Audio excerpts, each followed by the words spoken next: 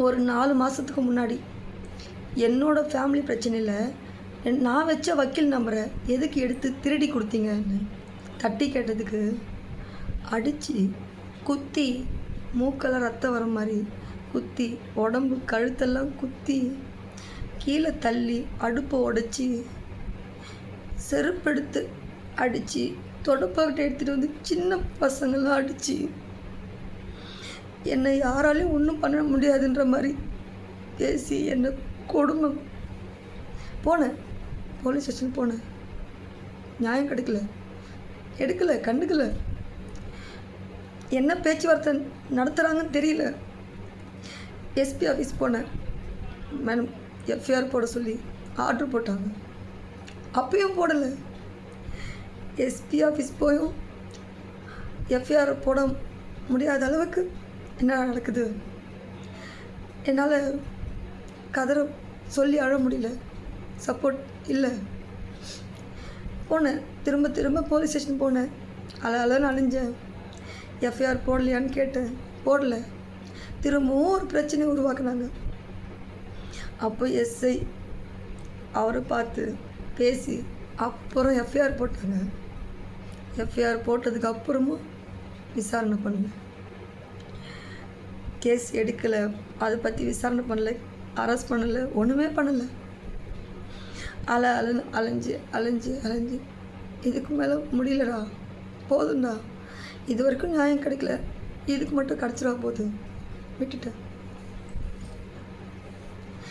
4 மாதம் ஆச்சு, 5 மாதம். விஜயண்ணா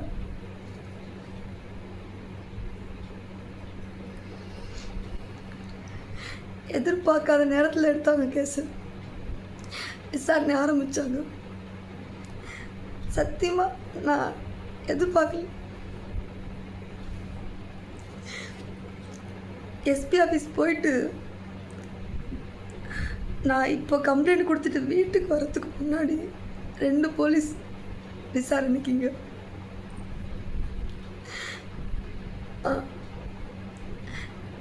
இதே மாதிரி ஆட்சி தொடரணும்.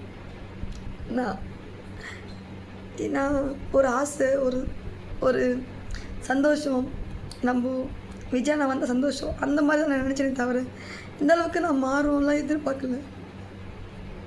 கதறி உங்களோட இன்ஸ்டாகிராம் பேஜில் நான் மெசேஜ் போட்டிருக்கேன், இந்த மாதிரி நடக்குது, எனக்கு நடக்குது, நீங்கள் நிற்க போகிறீங்கன்னு நடக்குது, ரிப்ளே வரல, பார்க்கலன்னு வெறுத்துட்டேன், அவ்வளோதான். நம்ம எங்கேயுமே ஆனால் நீங்கள் பார்த்தீங்களா பார்க்கலன்னு தெரியல, ஆனால் போலீஸ் ஸ்டேஷனில் இந்த அளவுக்கு ஆக்ஷன் எடுப்பாங்கன்னு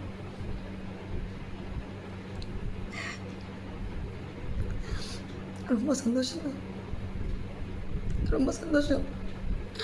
நான் ஒன்று சொல்லட்டுங்களா, இது எனக்கு பிரச்சனை வருமா எனக்கு தெரியல, ஆனால் நான் இதை சொல்லணும்.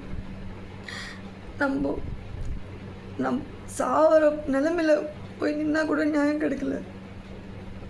ஆனால் இந்த கையில் ஒரு 10,000 பணம் வச்சா அவங்களுக்கு நியாயம் கிடைக்குது. அந்த மாதிரி யாருக்கும் நடக்கக்கூடாது, பாதிக்கப்பட்ட யாருக்குமே அந்த நிலைமை வரக்கூடாது.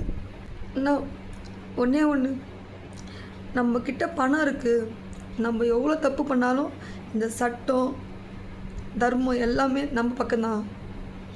நம்ம தப்பு பண்ணால் எப்படியா இருந்தாலும் வெளியே வந்துடலான்னு நினைக்கிற எண்ணம் முதல்ல மாறணும்.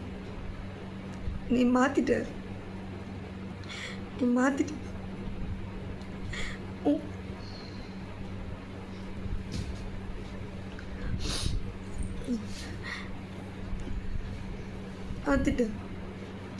உன் காலில் விழுந்து அழணும் போல இருக்கு. நன்றி.